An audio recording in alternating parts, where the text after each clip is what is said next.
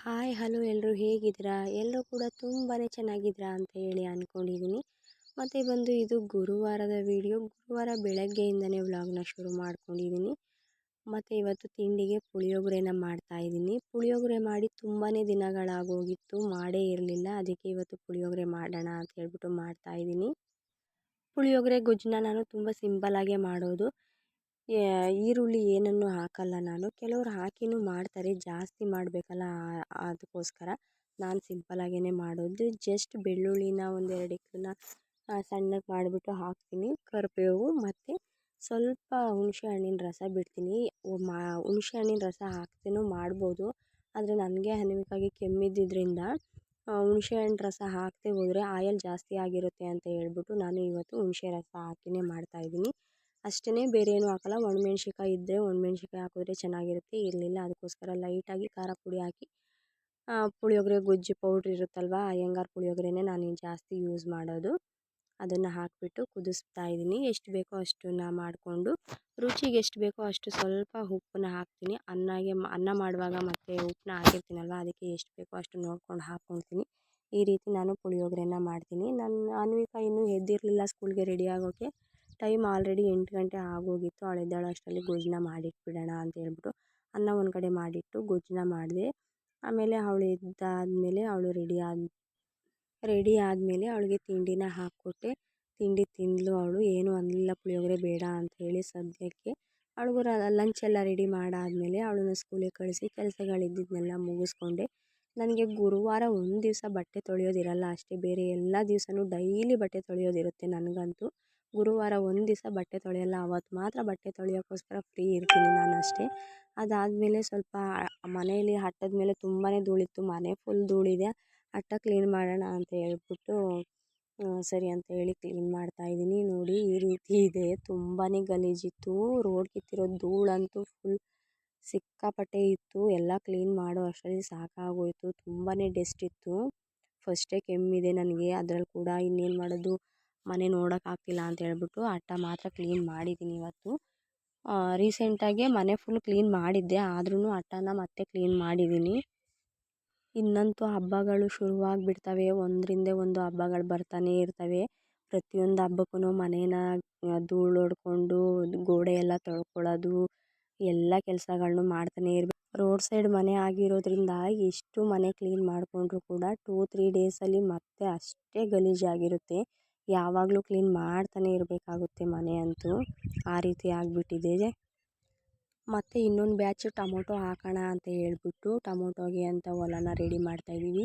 ಸಸಿಗಳು ಕೂಡ ತರಿಸಿದ್ದೀವಿ, ಟೊಮೊಟೊ ಸಸಿನ. ಅದಕ್ಕೆ ನೀರು ಕೂಡ ಹಾಕಕ್ಕೆ ಹೋಗಬೇಕು. ಟೈಮ್ 1:30ಇಂದ 2 ಗಂಟೆ ಅಷ್ಟರಲ್ಲಿ ನೀರು ಹಾಕ್ತೀನಿ. ಬೆಳಗ್ಗೆ ಎದ್ದಾಗ ನೀರು ಬಿಟ್ಟಿರ್ತಾರಲ್ವ, ಆವಾಗ ನಮ್ಮ ಭಾವ ಅವರು ಸೊಸೆಗೆ ನೀರು ಅವರೇ ಹಾಕಿರ್ತಾರೆ. ಯಾಕೆಂದರೆ ಅವ್ರ ಮನೆ ಹತ್ರನೇ ಇಟ್ಟಿದ್ದೀವಿ ಸೊಸೆಗಳನ್ನ. ಅವರು ಪೈಪ್ ಹಿಡ್ಕೊಂಡಿರ್ತಾರಲ್ವ, ಹಾಗಾಗಿ ಅವರೇ ನೀರನ್ನ ಹಾಕಿರ್ತಾರೆ. ಬೆಳಗ್ಗೆ ಅಂತೂ ನಾನು ಹೋಗಲ್ಲ ಹಾಕೋಕ್ಕೆ, ಮಧ್ಯಾಹ್ನ ಮಾತ್ರ ನಾನು ಹಾಕ್ತೀನಿ. ಮತ್ತು ಸಂಜೆ ಏನು ಹಾಕಲ್ಲ, ಮತ್ತು ಬೆಳಗ್ಗೆನೇ ಹಾಕೋದು.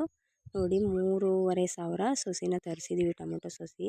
2 ಬ್ಯಾಚ್ ಹಾಕಿದ್ವಲ್ಲ, ಅದಾದಮೇಲೆ ಈಗ ಅದು ಇನ್ನೇನು ಒಂದು 2 ಸಲ ಹಣ್ಣು ಕುಯ್ಯೋ ಅಷ್ಟರಲ್ಲಿ ಕಟಾವು ಆಗಿಬಿಡುತ್ತೆ ಗಿಡ. ಅದಕ್ಕೆ ಮತ್ತೆ ಹಾಕೋಣ ಅಂತ ಹೇಳ್ಬಿಟ್ಟು ನೋಡಿ ತರಿಸಿದ್ದೀವಿ. 3,500 ಇದೆ ಸಸಿಗಳು. ನೀರು ಹಾಕೋಕ್ಕೆ ಅಂತ ಹೇಳ್ಬಿಟ್ಟು ಬಂದಿದ್ದೆ ನಾನು.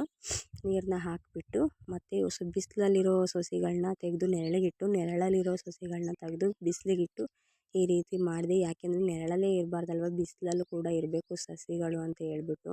ಮತ್ತು ಟೊಮೊಟೊ ಹಾಕೋಕ್ಕೆ ಅಂತ ಹೇಳ್ಬಿಟ್ಟು ಪೇಪರ್ ಎಳ್ಸಿದ್ವಲ್ವ, ಮಲ್ಚಿಂಗ್ ಮಾಡಿಸಿದ್ವಲ್ಲ, ಅದಕ್ಕೆ ಮಣ್ಣನ್ನು ಹಾಕಬೇಕು ಅಂತ ಹೇಳಿ ನಾನು ನಮ್ಮ ಮನೆಯವರು ಹೊಲ್ದ ಹತ್ರ ಹೋಗೋಣ ಅಂತ ಹೇಳಿ ಹೊರಟ್ವಿ.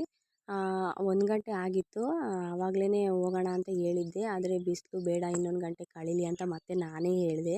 ಅಷ್ಟರಲ್ಲಿ ಬೇರೆ ಎಲ್ಲೋ ಕೆಲಸ ಇದೆ ಅಂತ ಹೇಳ್ಬಿಟ್ಟು ಅವ್ರು ಕೂಡ ಹೋಗಿದ್ರು. ಅವ್ರು ಬಂದಾಗ 3 ಗಂಟೆ ಆಗಿತ್ತು. 3 ಗಂಟೆಗೆ ಇಬ್ಬರೂ ಹೊಲ್ದ ಹತ್ರ ಬಂದ್ವಿ.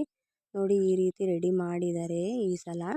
ಮತ್ತು ಜೆಟ್ ಪೈಪ್ ಕೂಡ ಜೋಡಿಸಿದ್ದಾರೆ. ಯಾಕೋ ಗೊತ್ತಿಲ್ಲ ನಮ್ಮ ಮನೆಯವರು ಯಾಕೆ ಈ ರೀತಿ ಮಾಡಿದ್ದೀರಾ, ಡ್ರಿಪ್ಪಲ್ಲಿ ಹೇಳಿದ್ರು ಪೈಪೆಲ್ಲ ಯಾಕೆ ಜೋಡಿಸಿದ್ದೀರಾ ಅಂತ ಕೇಳಿದ್ರೆ ನಾನು ಹಾಗೇನೆ ಅಂತ ಹೇಳಿದ್ರು ಅಷ್ಟೇ, ಬೇರೆ ಏನು ಹೇಳಲಿಲ್ಲ.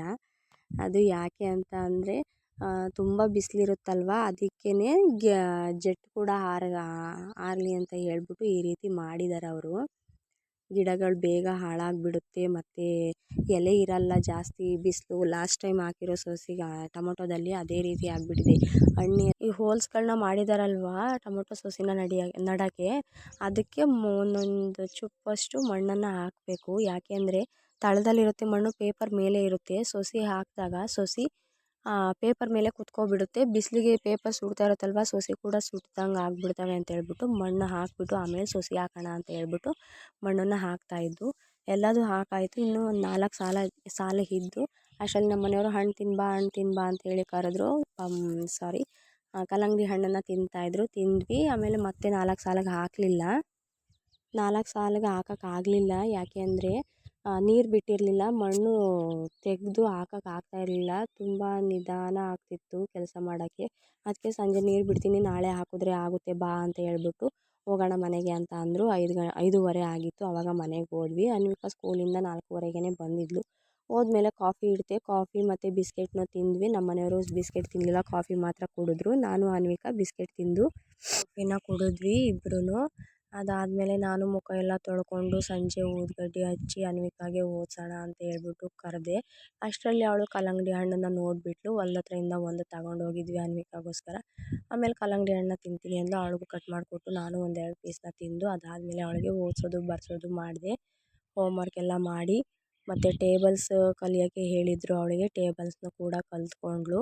ಅವಳಿಗೆ ಓದಿಸಿದ್ದೆಲ್ಲ ಬರೆಸಿ ಮುಗಿಸಿ ಎಲ್ಲ ಆದಮೇಲೆ ನಾನು ಅಡುಗೆ ಮಾಡೋಣ ಅಂತ ಹೇಳಿದೆ. ಮಧ್ಯಾಹ್ನ ಬೆಂಡೆಕಾಯಿ ಸಾಂಬಾರನ್ನ ಮಾಡಿದ್ದೆ, ಅದಕ್ಕೇ ಅನ್ನ ಮಾಡಿದೆ ಅಷ್ಟೇ. ಮುದ್ದೆ ಮಾಡೋಕ್ಕೆ ಹಿಟ್ಟು ಖಾಲಿ ಆಗಿತ್ತು, ಬರೀ ಅನ್ನ ಅಷ್ಟೇ ಮಾಡಿದೆ. ಮೊಟ್ಟೆ ಇತ್ತು ಮನೇಲಿ, ಮೊಟ್ಟೆ ಬೇಯಿಸಿದೆ ಊಟಕ್ಕೆ ನಂಚ್ಕೊಳಕ್ಕೆ ಅಂತ ಹೇಳ್ಬಿಟ್ಟು. ಇದಾಗಿತ್ತು ಇವತ್ತಿನ ಫುಲ್ ಡೇ ವಿಡಿಯೋ ಇಷ್ಟ ಆದವರು ಲೈಕ್ನ ಮಾಡಿ, ಸಪೋರ್ಟ್ ಮಾಡಿ, ಸಬ್ಸ್ಕ್ರೈಬ್ ಮಾಡಿಕೊಂಡು ವೀಡಿಯೋಸ್ನ ನೋಡಿ. ಪ್ಲೀಸ್ ಸಪೋರ್ಟ್ ಮಾಡಿ ನಮಗೂ ಕೂಡ. ಸಬ್ಸ್ಕ್ರೈಬ್ ಮಾಡಿಕೊಂಡು ವೀಡಿಯೋಸ್ನ ನೋಡೋದ್ರಿಂದ ನಮಗೂ ಕೂಡ ಹೆಲ್ಪ್ ಆಗುತ್ತಲ್ವ. ಅದಕ್ಕೋಸ್ಕರ ಪ್ರತಿಯೊಂದು ವೀಡಿಯೋದಲ್ಲೂ ನಾನು ಸಬ್ಸ್ಕ್ರೈಬ್ ಮಾಡ್ಕೊಳ್ಳಿ ಅಂತ ಹೇಳ್ತಾ ಇರ್ತೀನಿ. ಪ್ಲೀಸ್ ನಮಗೂ ಕೂಡ ಸಪೋರ್ಟ್ ಮಾಡಿ. ಇದಿಷ್ಟು ಇವತ್ತಿನ ವಿಡಿಯೋ. ಮತ್ತೆ ನೆಕ್ಸ್ಟ್ ವಿಡಿಯೋದಲ್ಲಿ ನಾನು ಸಿಗ್ತೀನಿ. ಅಲ್ಲಿವರೆಗೂ ಟೇಕ್ ಕೇರ್, ಬಾಯ್ ಫ್ರೆಂಡ್ಸ್.